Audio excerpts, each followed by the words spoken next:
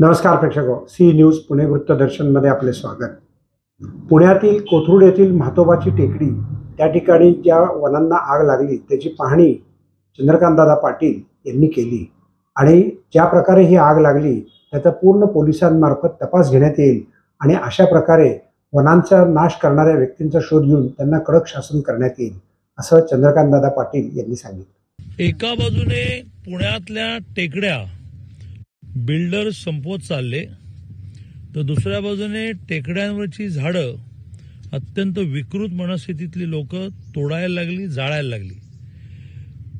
10 जूनला मला जन्मदिवसाला 65 वर्ष पूर्ण झाल्यामुळे राज्याचा शिक्षण मंत्री असल्यामुळे 6000 कॉलेजेस माझ्या अंडर येतात म्हणून 65,000 झाडं लावण्याचं मी टार्गेट दिलं। 1,10,000 झाडं लागली। मी निर्णय असा केला त्यातला एक स्पॉट आपण पूर्ण लक्ष केंद्रित करून करू म्हणून मातोबा टेकडीवर आम्ही 6,500 झाडं लावली। स्वतःच्या खिशातल्या खर्चाने माणसं अपॉइंट केली, पाईपलाईन केली, टाक्या उभ्या केल्या, टँकर लावला आहे। पण तिसऱ्यांदा आग लावली गेली। ही काय विकृती आहे मला कळत नाही। म्हणून थोडं रागाने मी इथे आलो आहे। पोलीस अधिकारी आलेले आहेत, फॉरेस्ट अधिकारी आलेले आहेत, नागरिक जे रोज फिरायला येतात आणि झाडांची जोपासना करतात ती पण मंडळी आहेत। त्याच्यातून आता असं आहे की सरकारी अधिकाऱ्यांना दोष देऊन काही उत्तर निघत नाही, त्यांना सोल्युशन विचारून जिथे अडचणी आहेत त्यात मदत करण्यातूनच मार्ग निघतात। आता असं ठरलेलं आहे की 13 तारखेपर्यंत ते सगळ्या प्रकारच्या सोल्युशन्सचा मार्गांचा की इथे वारंवार आगी का लागणार नाहीत, मग एक आले उत्तर किंवा इथलं गवत कापून वेळेत खाली न्यायला पाहिजे। त्यात कोणीतरी अर्धी सिगारेट फेकतो आणि मग ते जळायला लागलं की ते फार लांबपर्यंत जातं। बरोबरचं उत्तर आलंय। टेहळणी बुरुज बसवले पाहिजेत। अशा सगळ्या सोल्युशन्सना घेऊन 13 तारखेला दुपारी 4 वाजता फॉरेस्टच्या ऑफिसमध्ये बैठकीला मी जाणार आहे आणि त्याच्यामध्ये सगळ्या प्रकारचं सहकार्य त्यांना करणार आहे। मग त्यांना 2च गार्ड आहेत, आणखीन 4 हवेत। ते त्यांनी मागितले तर 2 वर्ष जातील सँक्शन व्हायला। CSRच्या माध्यमातून आम्ही 4 गार्ड देतो। परमनंट टेहळणी बुरुजाला नागपूरपर्यंत परवानगी द्यायला लागेल, पण टेम्पररी उभे करता येतात, उभे करून टाकू।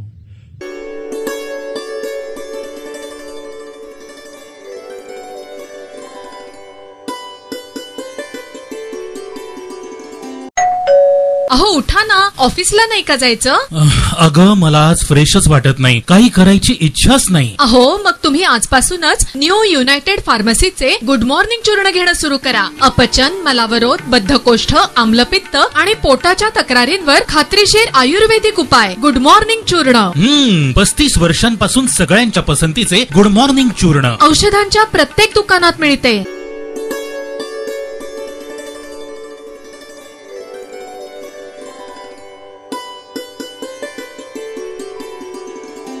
सांस्कृतिक संगम या संस्थेच्या वतीनं पुण्यामध्ये एक व्याख्यानमाला आयोजित करण्यात आली आहे। या व्याख्यानमालेला दासबोधापासून सुरुवात होऊन संत ज्ञानेश्वर, तुकाराम महाराज आदी तत्ववेत्यांचं त्या ठिकाणी व्याख्यान होणार आहे, अशी माहिती संस्थेच्या वतीनं आज देण्यात आली।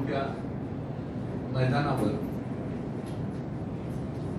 राहुल सोलापूरकर, विद्या वाचस्पती शंकर अभ्यंकर आणि धर्माधिकारी या तिघांची, या 3 नामवंतांची व्याख्याने आयोजित केलेली आहेत। कृपया आपल्याकडून संपूर्ण प्रसिद्धी मिळावी ही इच्छा। भारतीय संस्कृती संगम यातर्फे जी यावर्षी आपण व्याख्यानमाला घेत आहोत, त्या व्याख्यानमालेचं जे वैशिष्ट्य आहे की आपण वेगवेगळ्या विचारांचं तिथे एक वैचारिक मेजवानी आपण तिथं देणार आहोत।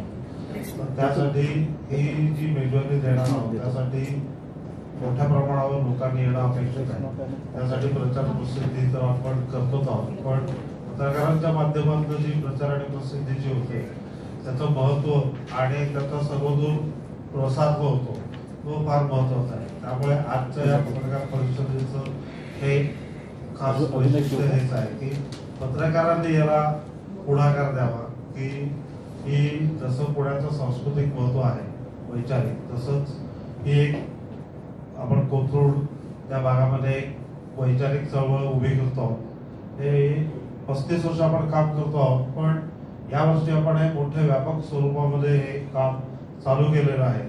त्याच्यामध्ये 1000 ते 1200 लोक येतील अशी अपेक्षा आहे आणि सगळे दिग्गज व्याख्याते त्याच्यामध्ये आहेत. तर सगळ्यांनी यासाठी यावं म्हणून आपण हे खास आयोजन केलं आहे. तरी आपण सर्व पत्रकारांनी ते कव्हर करायला यावं अशी ही सगळ्यांच्या तर्फे विनंती आहे.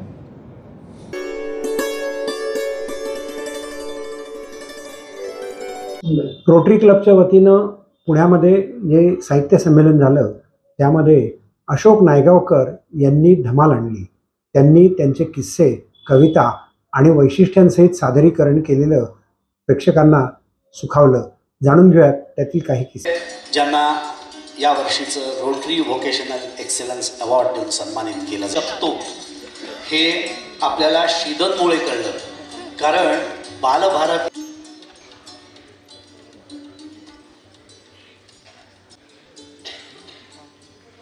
प्रथम आजच्या आपण सगळ्यांनी घेतला पाहिजे. लहानपणापासून द्विगुणित करून इथून जावं आणि आपल्या आयुष्यामध्ये अजून काही धन्यवाद आहे. कालच्या प्रमाणेच आजचाही दिवस रोटरी व्होकेशनल एक्सेलन्स अवॉर्डचं स्वरूप आहे.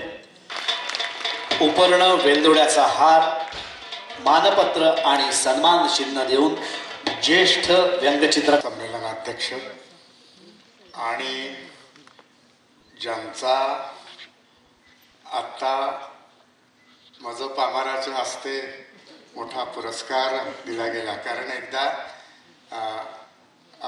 या आपल्या मंगेशकर दीनानाथमध्ये कार्यक्रम होता, लता दीदी समोर होत्या आणि त्यांनी आम्हाला ते स्मृतिचिन्ह दिलं. तेव्हा मी असं म्हटलं की आम्हालाच भारतरत्न मिळाल्यासारखं वाटतंय त्यांच्या हस्ते काही येताना. तसा आज त्यांना पुरस्कार देताना हा खरोखर आमचा सन्मान झाला असं मी समजतो.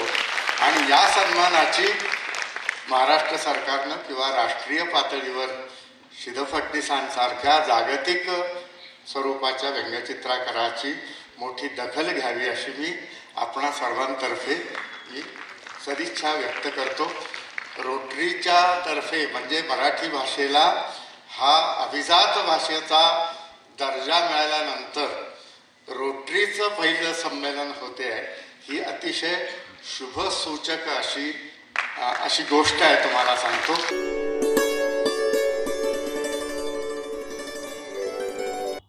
पुणे शहरामध्ये थंडीचा बहार ओसरू लागलेला आहे. परंतु पुणे शहरातले खड्ड्याचे रस्ते, पुणे शहरातले नदीपात्रातला राडारोडा, पुणे शहरातलं प्रदूषण, पुण्यामध्ये हवेमध्ये उडणारे धुळीकण, बांधकामाच्या संदर्भामध्ये असलेली भूमिका, एकंदरीतच पुण्यामध्ये खूप गोंधळ आणि अनागोंदी चाललाय असं जाणवतं. त्याकरता मुरलीधर मोहोळ आणि चंद्रकांतदादा पाटील यांनी पुणे महापालिकेच्या आयुक्तांची भेट घेऊन त्यांना प्रलंबित कामे तातडीनं पूर्ण करण्याचे आदेशही दिले. पुणे शहरात आता निवडणुकांची भूमिका सुरू झाली आहे. महानगरपालिकेवरती सत्ता कोणाची, प्रत्येक राजकीय पक्ष त्या ठिकाणी कामाला लागला आहे.